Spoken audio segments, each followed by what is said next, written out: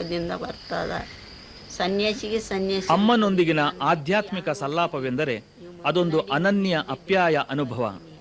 ಅವರೊಂದಿಗಿನ ಮಾತುಕತೆಯ ಅಂಶಗಳು ಇಲ್ಲಿವೆ. ಲೌಕಿಕದಲ್ಲಿ ಸಾಧನೆ ಮಾಡಬೇಕಾದ್ರೆ ಏನು ಮಾಡಬೇಕಮ್ಮ? ಲೌಕಿಕದಾಗ ಈಗ ಈ ಜನ್ಮ ಸಂಸ್ಕಾರ ಮುಂದಕ್ಕೂ ಹಿಡಿತದ. ನೀವು ಸಂಸ್ಕಾರನ ಹಾಕ್ಕೊರಿ. ಸಂಸ್ಕಾರ ಹಾಕ್ಕೊಂಡೆ ಇದು ಮುಂದಕ್ಕೂ ಅದು ತಾನೇ ಹಿಡ್ಕೊಂಡು ಬರ್ತಾರೆ.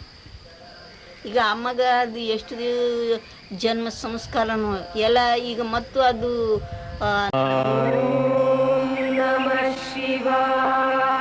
ಓಂ ನಮಃ ಶಿವಾಯ. ಓಂ ನಮಃ ಶಿವಾಯ. ಓಂ ನಮಃ ಶಿವಾಯ.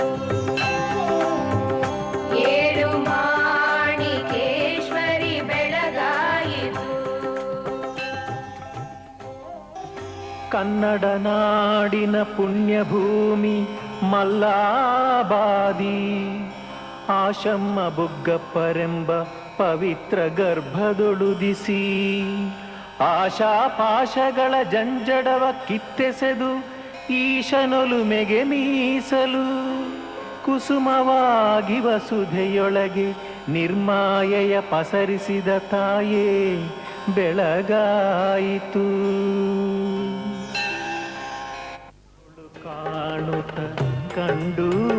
ಯಾನಾಗುಂದಿಯಲ್ಲಿ ನೆಲೆಸಿರುವ ಶ್ರೀ ಮಾತಾ ಮಾಣಿಕೇಶ್ವರಿ ಅಮ್ಮನವರು ನಿರಾಕಾರದಿಂದ ಸಾಕಾರ ಸ್ವರೂಪಿಣಿಯಾಗಿ ತಮ್ಮ ಯೋಗ ಸಾಧನೆಯಿಂದ ಅನ್ನ ನೀರನ್ನು ತ್ಯಜಿಸಿ ಮಹಾಯೋಗಿನಿ ಆದವರು.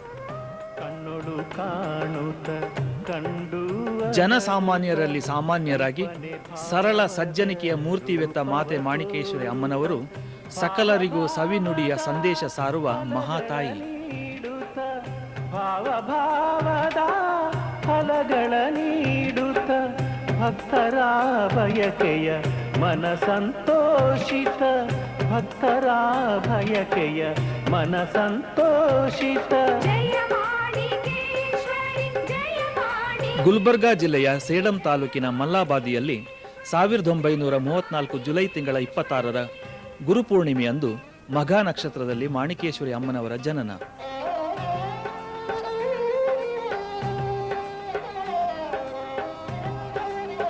ಕಾಯಕ ದನ ಕಾಯುವುದಾದರೂ ಬಾಲ್ಯದಲ್ಲೇ ಪೂರ್ವಜನ್ಮ ಕೃತಯೋಗ ಫಲದಿಂದ ನಿರಂತರ ಓಂ ನಮಃ ಶಿವಾಯ ಪಂಚಾಕ್ಷರಿ ಮಂತ್ರ ಪಠಣ.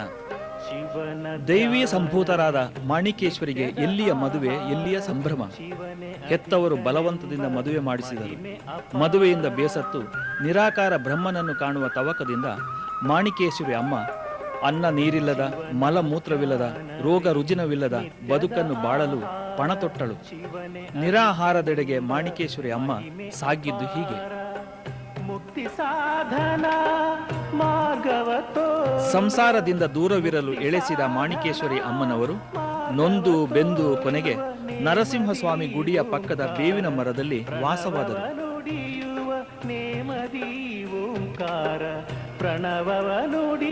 ಬೀಡಿ ಕಟ್ಟುವ ಕಾಯಕದಿಂದ ಬಂದ ಹಣದಿಂದ ನರಸಿಂಹಸ್ವಾಮಿಗೆ ಗುಡಿಯನ್ನು ಕಟ್ಟಿ ಪೂಜಾ ಕೈಂಕರ್ಯ ಕೈಗೊಂಡರು.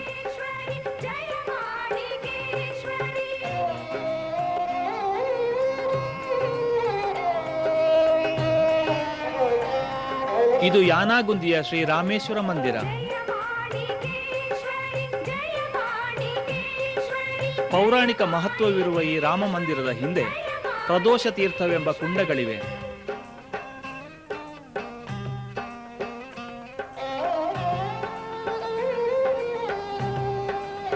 ಕುಂಡಗಳ ಪಕ್ಕದಲ್ಲೇ ಬೃಹತ್ತಾದ ಅಶ್ವತ್ಥದ ಮರವಿದೆ.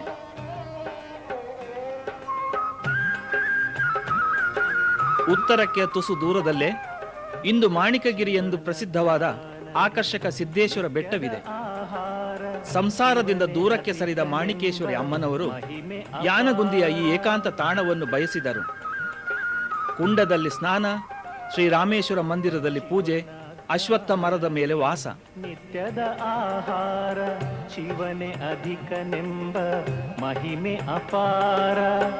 ಮುಕ್ತಿ ಸಾಧನ ಮಾರ್ಗವ ತೋರುವ ಮುಕ್ತಿ ಸಾಧನ. ಈ ವಿಚಿತ್ರ ಸನ್ನಿವೇಶವನ್ನು ನೋಡಲು ಜನ ತಂಡೋಪತಂಡವಾಗಿ ಬರತೊಡಗಿದರು. ಪ್ರಣವವ ನುಡಿಯುವ ನೇಮದಿ ಓಂಕಾರ. ಯೋಗ ಸಾಧನೆಯಲ್ಲಿ ಕೊನೆಗೂ ಮಾಣಿಕೇಶ್ವರಿ ಮಹಾಯೋಗಿನಿ ಮಾಣಿಕೇಶ್ವರಿ ಅಮ್ಮ ಆದರು. ನಾವು ಗಿಡದ ಮೇಲೆ ಗಿಡ ಮೇಲೆ ಕುಂತಾಗ ಚಲೋ ಇತ್ತು. ಇದೆಲ್ಲ ಮಾಯ. ಬಿಟ್ಟೆನೆಂದರೆ ಬಿಡದೇಹಿ ಮಾಯ, ಬಿಡದಿದ್ದರೆ ಬೆಂಬತ್ತಿತು ಮಾಯ. ಯೋಗಿಗೆ ಯೋಗಿನಿ ಹಾಯಿತು ಮಾಯ, ಶ್ರವಣಕ್ಕೆ ಶ್ರವಣಂಬು ಹಾಯಿತು ಮಾಯ. ಎತ್ತಿಗೆ ಪರಾಗಿಣಿ ಹಾಯಿತು ಮಾಯ. ಯತೇಶ್ವರನಿ ಯತೇಶ್ವರ ರೂಪದಿಂದ ಬರ್ತದ, ಯೋಗಿಗೆ ಯೋಗ ರೂಪದಿಂದ ಬರ್ತದ, ಸನ್ಯಾಸಿಗೆ ಸನ್ಯಾಸಿ. ಅಮ್ಮನೊಂದಿಗಿನ ಆಧ್ಯಾತ್ಮಿಕ ಸಲ್ಲಾಪವೆಂದರೆ ಅದೊಂದು ಅನನ್ಯ ಅಪ್ಯಾಯ ಅನುಭವ. ಅವರೊಂದಿಗಿನ ಮಾತುಕತೆಯ ಅಂಶಗಳು ಇಲ್ಲಿವೆ.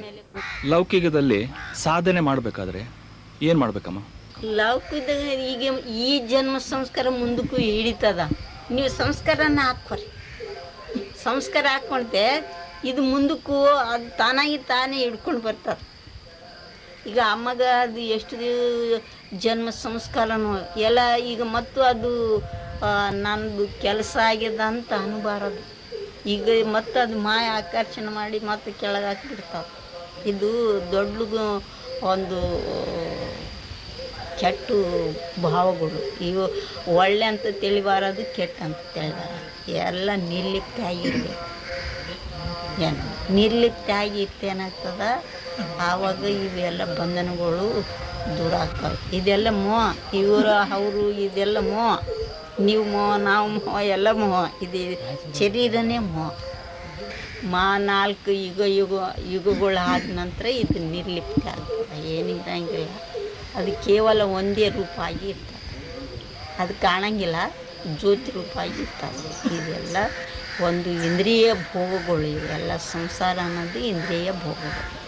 ಇಂದ್ರಿಯಗಳಿಗೆ ನಿಂದ್ರಿಸೋ ಶಕ್ತಿ ಇಲ್ಲ ಅನ್ನೋ ಬಗ್ಗೆ ಒಂದು ಧರ್ಮ ಮಾರ್ಗದಿಂದ ಹಿಂಗೆ ನಡಿಬೇಕು ಅಂತಂದು ವೇದಶಾಸ್ತ್ರದಾಗ ಆ ಸರ್ವೇಶ್ವರನ ಸೃಷ್ಟಿ, ಆ ಸರ್ವೇಶ್ವರನೇ ಈಗ 3 ರೂಪ ತಾಳಿ ವೇದಗಳು ಹುಟ್ಟಿಸ್ಯಾನ. ವೇದ ಹುಟ್ಟಿಸಿದ ಮೇಲೆ ಈ ಸೃಷ್ಟಿ ಈ ಪ್ರಮಾಣದಿಂದ ನಡೀರಿ.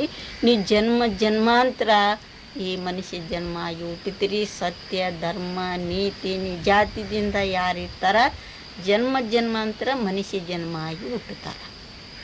ಇಲ್ಲಂತೆ ಮತ್ತು ಮಾರ್ಗ ತಪ್ಪಿ ನಡೀತೆ ಮಟ್ಟು ಈನ ಜನ್ಮಕ್ಕೆ ಅನೇಕ 84 ಲಕ್ಷ ಜೀವ ಜಂತುಗಳು ಜನ್ಮಕ್ಕೆ ಹೋಗ್ತಾವೆ. ಒಂದು ಅಲ್ಲ, 84 ರಕಗಳು ಹೆಚ್ಚಾಗ್ಯಾವ ಜೀವ ಜಂತುಗಳು. ಈಗ ಎಲ್ಲ ಇವು ಬೀಜ ಬೆಳೀತದ, ಗಿಡಗಳು, ಹಣ್ಣು, ಅವು ಹಂಪಲವು, ಕಾಯಿಪಲ್ಯ ಇವೆಲ್ಲ ಬೆಳಿತಾವ. ಅವಕ್ಕೆಲ್ಲ ಹುಳು ಹೌದಾ ಇಲ್ಲ? ಆ ಹುಳು ಏನು ಮಾಡ್ತಾವ ಮತ್ತು ವಿಷ ಹೊಡಿಬೇಕಾಗ್ತವೆ. ಈ ಕರ್ಮದಾಗ ಬಿದ್ದಲಕತ್ತಾರಾಗಲಿ ಮತ್ತು ಮುಂದಕ್ಕೂ ಪುಣ್ಯ ಪಡ್ಕೊಂಡಂಗಿಲ್ಲ. ಏನು ಧರ್ಮದು ಬೆಳೀತಿತ್ತು. ನಾವು ಸಣ್ಣವರಿದ್ದ ಕಾಲಕ್ಕೆ ಬರೀ ಕೊಬ್ಬರಿ ಹಾಕ್ತೇನೆ, ಇದು ದನಗಳದ್ದು ಕೊಬ್ಬರಿ ಹಾಕ್ತೇ ಚೊಲ ಬೀಜ ಬೆಳೀತಿತ್ತು ಮತ್ತು ಚೊಲ ಆಗ್ತಿತ್ತು. ಈಗ ಏನು ಈಶೆ ಬಡಿತೇನೆ, ಆ ಈಶೆ ಬಡಿದು 2-3 ಪಂಟಿ ತಗೊಳ್ತಾ ಇದ್ದ. ಹಿಂದೂ ಧರ್ಮದಲ್ಲಿ ಅನೇಕ ದೇವರುಗಳು. ಯಾವ ದೇವರನ್ನು ನೆಚ್ಚಿಕೊಂಡ್ರೆ ಹೆಚ್ಚು ಅನುಕೂಲ? ನಿಮ್ಮ ಭಾವಗಳು, ನಿಮ್ಮ ಭಾವ ಅನೇಕ ಭಾವಗಳು ಮಾಡ್ತಾರೆ, ಅನೇಕ ದೇವತೆಗಳು. ಭ್ರಾಂತಿ ಭ್ರಮ, ಯಾರ್ಯಾರ ಇಚ್ಛ, ಯಾರ್ಯಾರ ಭಾವಗಳು, ಆ ಭಾವದಿಂದ ದೇವತೆಗಳು ಅಂತ ಹಿಂಗೆ ದೇವು ಅಂತ ಭೂತ ಅಂತ ಎಲ್ಲರಿಗೂ ಈಗ ಅದು ದೇವ ಸ್ವಭಾವ ಇದ್ದವರೇ ದೇವರಿಗೆ ಪೂಜೆ ಮಾಡ್ತಾರೆ. ದೇವತೆ ಸ್ವಭಾವ ಇದ್ದವರು ದೇವತೆಗೆ ಪೂಜೆ ಮಾಡ್ತಾರೆ. ಶುದ್ಧ ಭಾವದಿಂದ ಇರ್ತಾರೆ.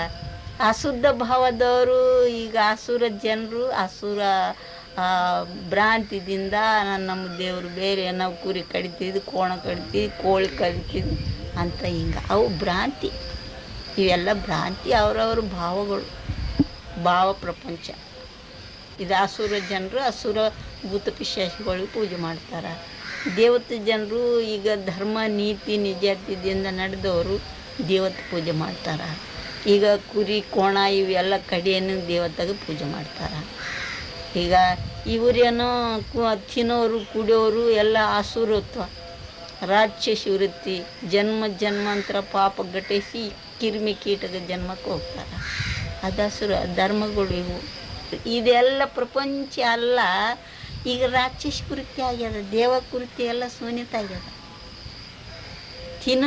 ಕುಡಿಯೋನವ್ರು ಕುಡ್ಲಿಕ್ಕೈತಾರ, ತಿನ್ನೋನವ್ರು ತಿನ್ಲಕ್ಕೈತಾರ ಕಾಂಡ ಮಾಂಸ. ಮತ್ತು ಈ ರಾಕ್ಷಸ ಕೃತ್ಯ ಅಂತಿದೆ ದೇವ